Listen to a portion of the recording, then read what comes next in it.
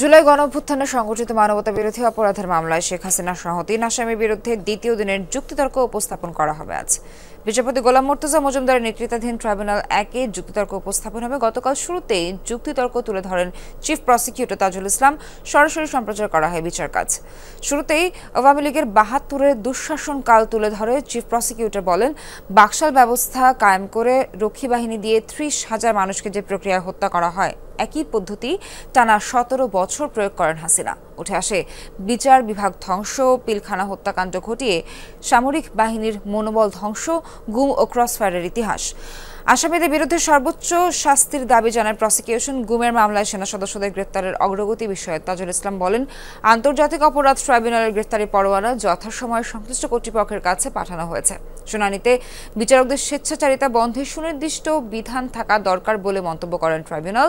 এদিকে ট্রাইব্যুনাল ২-এ রংপুরের বেগম রোকেয়া বিশ্ববিদ্যালয়ের শিক্ষার্থী আবু সাইদ হত্যা মামলার ১০ম দিনে সাক্ষ্য গ্রহণ অনুষ্ঠিত হবে আজ।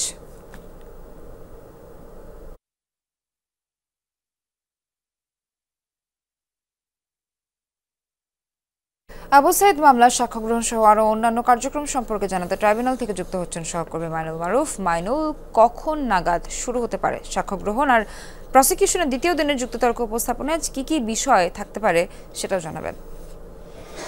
সোহার, আজ আর কিছুক্ষণ পর অর্থাৎ ১ ঘণ্টাখানেক পরে কিন্তু এই সাক্ষ্য গ্রহণ না, এটাতে বলা যায় যে যুক্তিতর্ক উপস্থাপন, এই যুক্তিতর্ক উপস্থাপন শুরু হবে। এবং এই যুক্তিতর্ক উপস্থাপনে আমার প্রথম দিনে কিন্তু তাজুল ইসলাম যে আওয়ামী লীগের দুঃশাসনের চিত্র তা কিন্তু তুলে ধরেন এবং সেই স্বাধীনতা পরবর্তী আওয়ামী লীগ ক্ষমতায় আসার পর থেকে কী কী করেছে, কীভাবে মানুষ হত্যা করেছে এবং পরবর্তীতে ২০০৮-৯ সালের ক্ষমতায় এসে তারপর থেকে যা যা করেছে আওয়ামী লীগ তার কিন্তু পরিপূর্ণ চিত্র তুলে ধরেন, সেই দুঃশাসনের চিত্র তুলে ধরেন।